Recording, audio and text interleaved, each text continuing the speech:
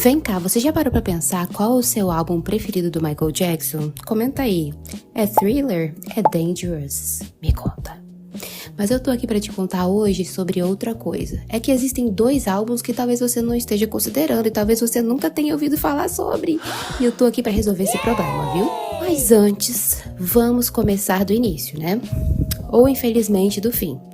Porque em junho, especificamente no dia 25 de 2009, o mundo recebeu uma notícia que nem todo mundo estava preparado. Na verdade, acho que ninguém estava preparado. Michael Jackson morreu. E olha, se você já tinha qualquer nível de consciência de si naquela época, pode ser que você se lembre exatamente aonde você estava e o que você estava fazendo. Porque foi uma notícia assim que tomou todos os jornais, seja impressos, de televisão, tudo quanto é canto você estava passando, e inclusive literalmente quebrou a internet, viu? Por alguns dias parecia que o mundo todo estava falando de uma pessoa só, Michael Jackson. E olha, se você é uma criança dos anos 2000 como eu, pode ser que foi nesse momento que você entendeu, né, qual realmente era o tamanho desse artista, o que ele representou para o mundo, porque de repente estava todo mundo falando nisso. Foi um momento em que todo mundo, sendo fã ou não do Michael Jackson, sendo criança, adulto, não importa, todo mundo parou para ouvir as suas músicas, para relembrar os seus álbuns, rever os seus vídeos, relembrar mesmo a carreira do rei do pop. Cara, e o impacto foi tão grande que naquele mesmo ano de 2009 as músicas dele voltaram para as paradas, tava todo mundo ouvindo, tava assim, hit atrás de hit de música que já era hit há muito tempo. Era como se o mundo todo estivesse redescobrindo o Michael. E para alguns, na verdade, era a primeira vez que estavam descobrindo ele de verdade, sabe? Além das polêmicas. Porque quem era criança naquela época, como eu, talvez ouvia mais sobre polêmicas e coisas esquisitas que a gente nem entendia, do que sobre realmente a carreira e como ele foi grande. Mas nesse momento, pelo menos, as pessoas pararam, né, para celebrar tudo que ele tinha feito e todos os marcos que ele tinha conquistado durante a vida. E durante este momento de comunhão mundial, em que os fãs estavam ali aproveitando do seu legado, né, de tudo que ele tinha deixado, e alguns estavam tentando ainda aceitar que precisavam dar a Deus, eu mesmo não aceitei até hoje, né? A indústria musical percebeu que ali tinha uma oportunidade. Foi então que a Sony Music e a Epic Records tiveram uma ideia que parecia bem genial. Tipo assim, e se a gente pega algumas músicas inéditas aí que estão guardadas na gaveta, que foram gravadas pelo próprio Michael, e a gente solta aí pra essa galera aí ouvindo e irritando? O que vocês acham? E foi assim que veio ao mundo o famoso, ou seria famigerado, o polêmico álbum Michael. No dia 10 de dezembro de 2010, você vê, um pouco mais de um ano depois da partida do rei do pop, foi lançado o primeiro álbum póstumo do Michael Jackson, intitulado como Michael. E ele trouxe 10 faixas inéditas até um pouco demais, né? Mas eu já te explico. Que teriam sido gravadas em vida pelo próprio Michael Jackson. Olha que demais, que demais. Como vocês podem esperar, né? Todo mundo ficou assim, solta logo, solta logo, solta logo. E esse álbum nos rendeu singles maravilhosos, como Hold My Hand, com Akon,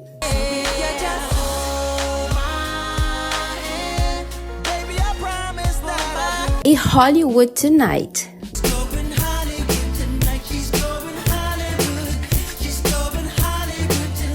E olha, eu vou te contar que o álbum no início performou muito bem, tá? Ele ficou em 3º lugar nas paradas e, inclusive, ele ficou à frente de artistas como R. Kelly e P. Diddy.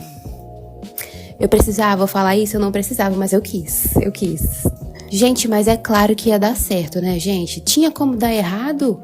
Um gênio desse, que ele mesmo gravou as músicas, ele mesmo estava envolvido, e os fãs assim, morrendo de saudade, querendo ouvir qualquer coisa que lançasse do Michael, a gente tava lá. Perceba que eu me incluí, né? Qualquer coisa, tinha como dar errado esse projeto, gente? Mas deu, viu? E olha, eu tô pra te contar que as primeiras dores de cabeça começaram antes mesmo do álbum ser lançado. Quer dizer, antes do lançamento oficial, né? Mas calma aí.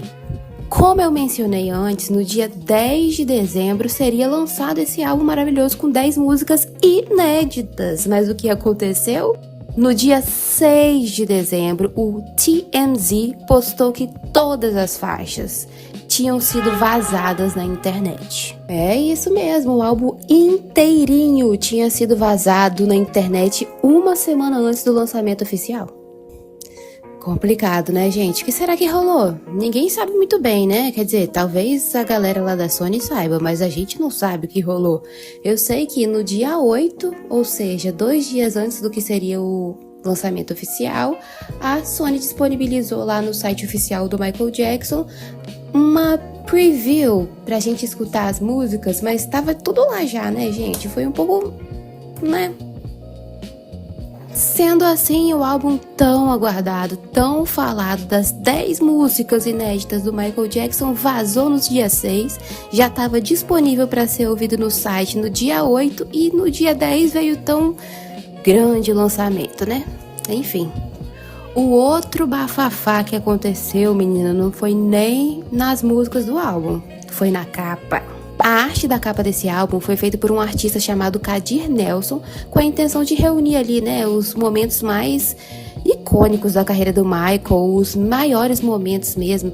Até quem não conhece tão bem o Michael, com certeza, se olhar essa capa bem direitinho, vai conseguir falar o nome de algumas eras que estão ali.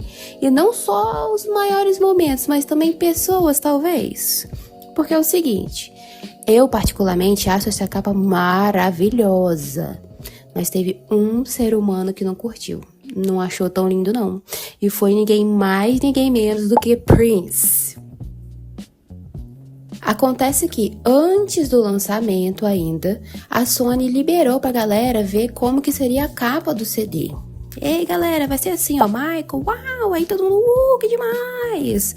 Só que encontraram lá no canto, escondido, minúsculo, um símbolo que é relacionado ao Prince, que seria o Love Symbol, que inclusive durante a década de 90 ele substituiu o nome dele de Prince para esse símbolo, para você ver que não é nenhuma coincidência, né, meus amores? E olha, caso você não saiba, eles não se davam muito bem não, tá? Michael e Prince, treta, meu amor, treta, não se davam bem. Inclusive um já tentou até atropelar o outro. É verdade, o moído é grande. Aí, a equipe do Prince, na verdade, o Prince, né, galera, não gostou nem um pouco de ver o símbolo dele sendo ali relacionado à carreira do Michael, né? Enfim, pediu pra tirar e antes mesmo de lançar, a Sony teve que ter o trabalho de tirar aquele pequeniníssimo, minusculosíssimo símbolo. Gente, quem achou, sinceramente, não tinha nada pra fazer, né? Respeitosamente. E se você acha que acabou, meu amor, eu te avisei que era caos, não avisei? Pois o babado mais forte vem aí agora. Acontece que alguns fãs e familiares, após ouvirem as faixas do disco, falaram assim, rapaz, quem é esse ser humano cantando? Porque eu não reconheço. As faixas Breaking News,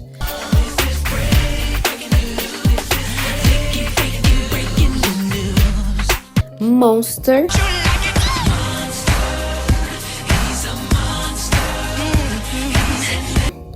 e Keep Your Head Up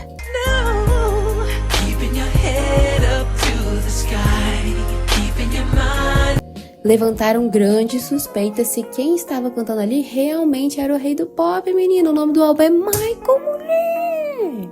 E se você acha que isso aí é só implicância, é moído de fã de chapéu de alumínio, meu amor, teve até familiar do Michael se pronunciando sobre isso, tá?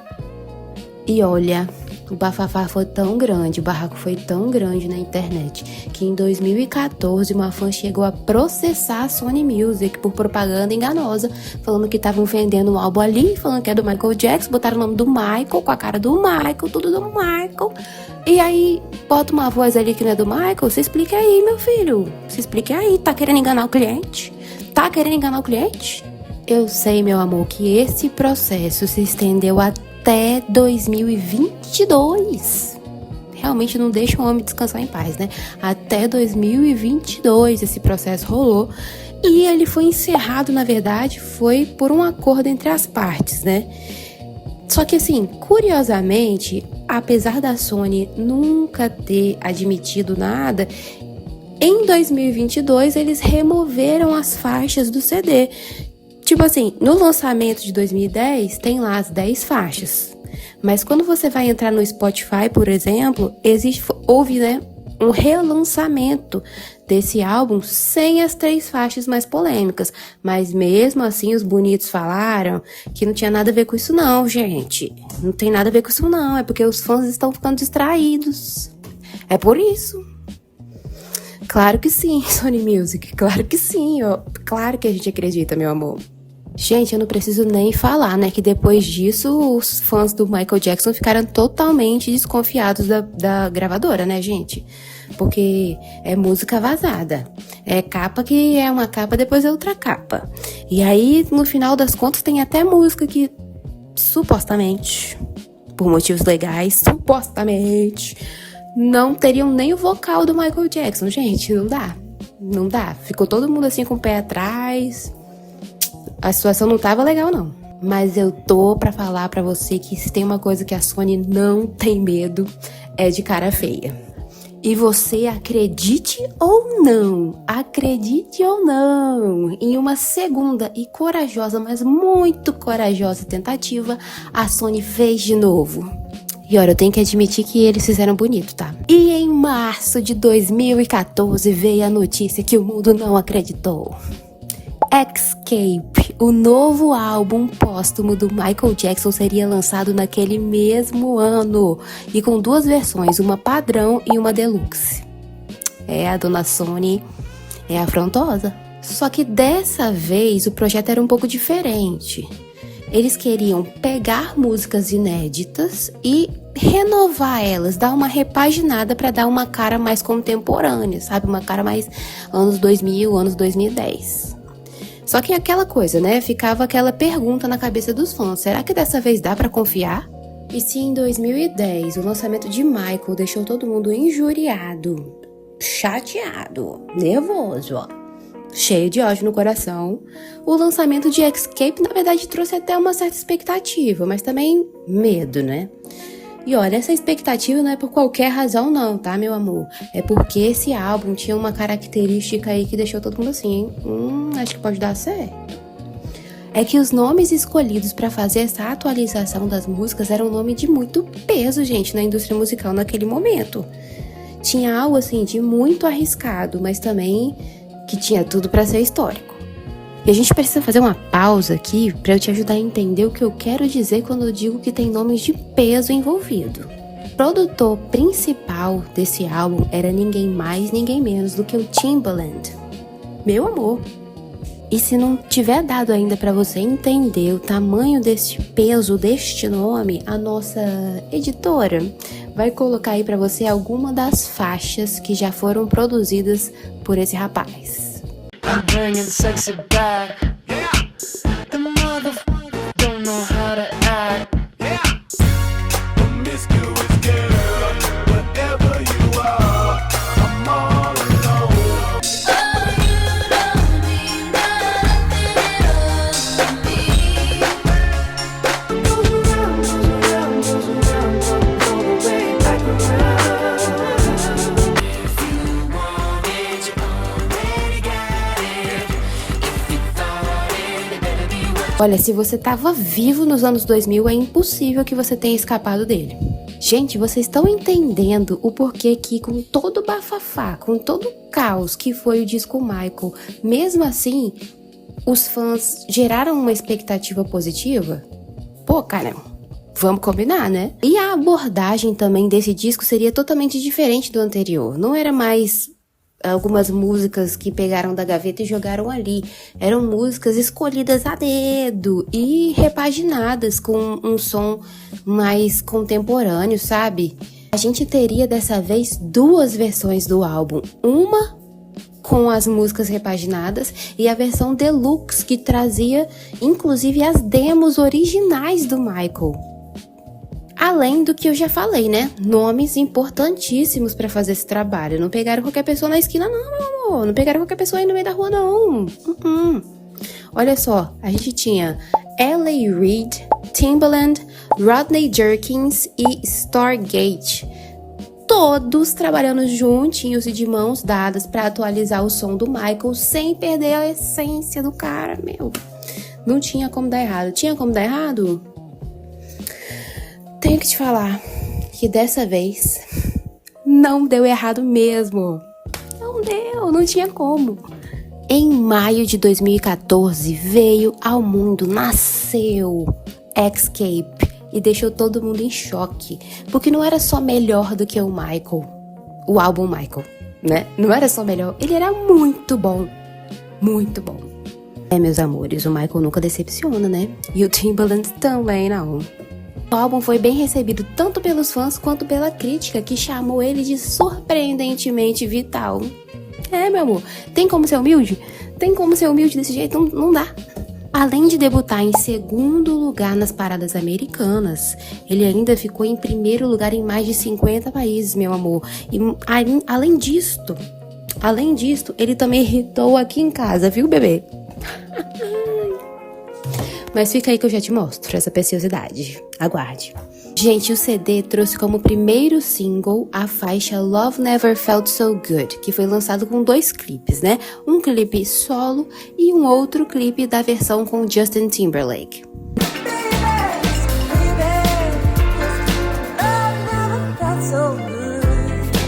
Nós tivemos também nessa era a surpreendente e também um pouco criticada performance holográfica da música Slave to the Rhythm, que foi na Billboard Music Awards. Meu amor, teve... Como é que é o nome? Teve holograma e tudo. É verdade.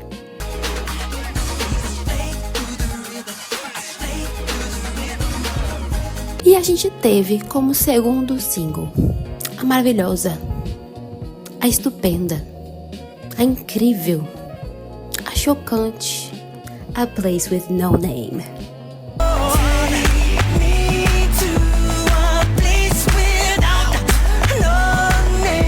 E no fim, a Xscape provou que dá pra fazer direitinho, gente. Dá pra fazer dar certo. É só fazer bem, né? É só fazer bem feito. Sem problemas gigantes, sem vazamento, sem dúvidas sobre voz, porque eles botaram até as demos originais pra gente ouvir bem bonitinha ali a voz do Michael cantando.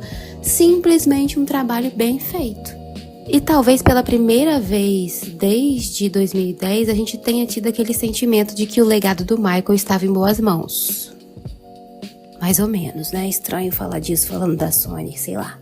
Olha, eu particularmente acho que as melhores, as 3 melhores são a magnânima, A Place With No Name, a maravilhosa Chicago, quem conhece sabe,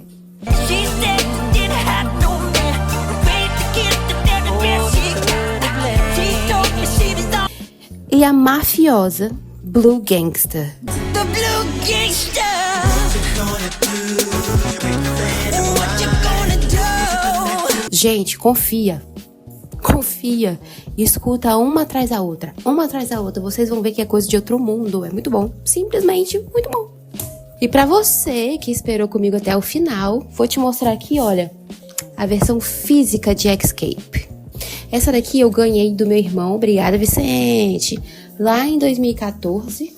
E é a versão deluxe, gente, olha, que coisa linda. Tá meio desgastado, né, gente? É porque é meio velho de guerra. Mas tá tocando, tá funcionando, é o que importa, viu? Essa é a capa maravilhosa desse CD, um pouco desgastada de tanto uso, mas lembre-se, aceito crítica, porém não fico calada.